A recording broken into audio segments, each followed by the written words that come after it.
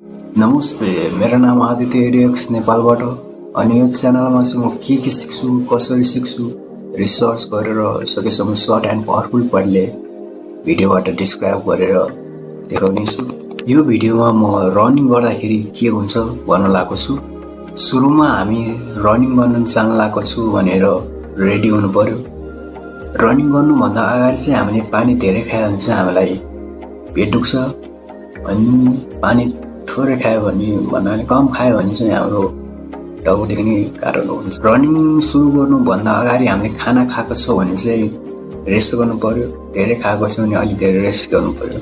अनि त्यसपछि चाहिँ दौड्नुभन्दा अगाडि चाहिँ त्यही वार्मअप र स्ट्रेचिङ गर्नु पर्यो। अनि त्यसपछि चाहिँ सुरुमै हामी दौड्दाखेरि हतार जबरजस्ती दौड्नु भएन।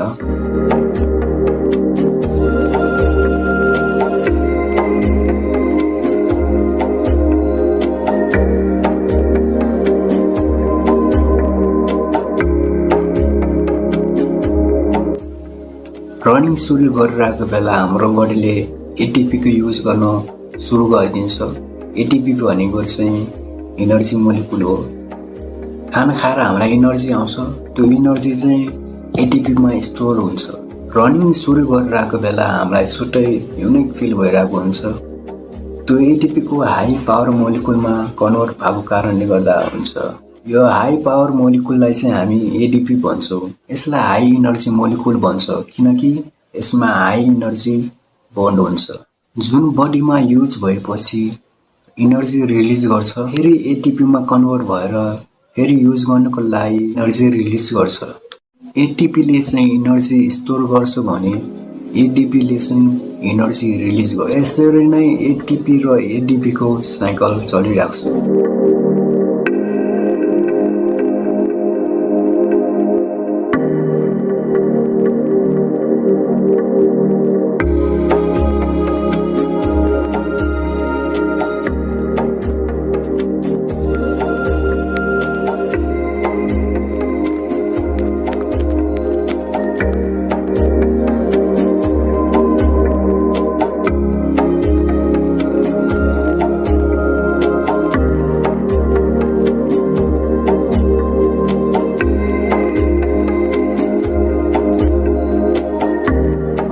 दौड्दै एकछिनपछि एटिपीको डिमान्ड बढ्छ भन्नाले चाहिँ हाम्रो बडीलाई लगातार इनर्जी चाहिन्छ। त्यसैले हाम्रो बडीले हाम्रो मसलबाट ग्लाइकोजनहरूलाई ब्रेक गर्छ। ग्लाइकोजन भनेको चाहिँ ग्लुकोज हो जुन हाम्रो मसलमा स्टोर हुन्छ।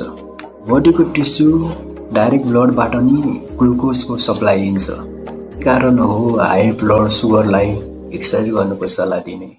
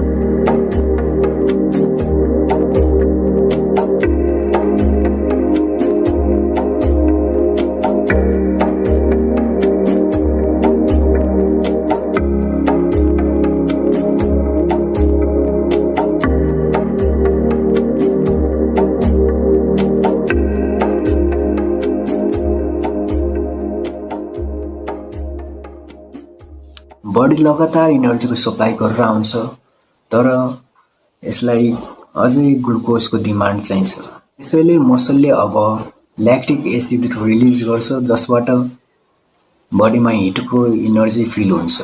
जसरी हाम्रो बडीमा प्रोसेस हुन्छ त्यसरी नै ब्रेनमा सिग्नल जान्छ कि हाम्रो बडी फिजिकली स्ट्रेसमा छ।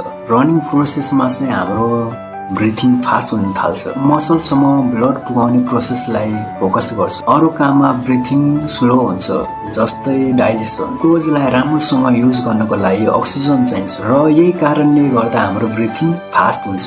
रनिङ पोजिसनमा हुँदा त्यो टाइममा बडीको सबभन्दा ठुलो मसल हो ग्लुटस म्याक्सिमस अनि लेग कोर मसल हिप जोइन्ट्सलाई राम्रोसँग फ्लेक्स गर्ने बडीको ब्यालेन्स बनाउनलाई हेल्प गर्छ। रनिङ गर्दाखेरि इनर्जी लगाउँदा त्यो टाइममा हाम्रो फ्याट क्यालोरी घटिरहेको हुन्छ। ग्लाइकोजन र अक्सिजनको कमीको कारणले बडीको टेम्परेचर इन्क्रिज हुन थाल्छ भएर अब बडीले आफैले कुल गर्नको लागि फ्लोलाई स्किनतिर बढाउँछ, जुन चाहिँ स्किनको लागि राम्रो हो।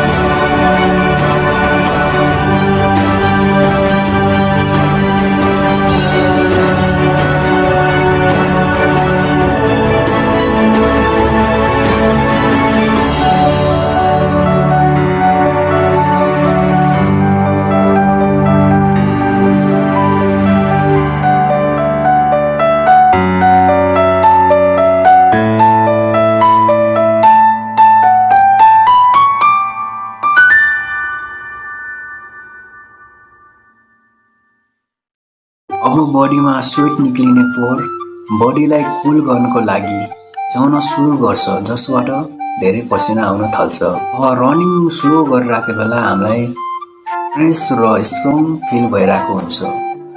त्यसको कारण चाहिँ डोपामिनको रिलिज भएको कारणले हो।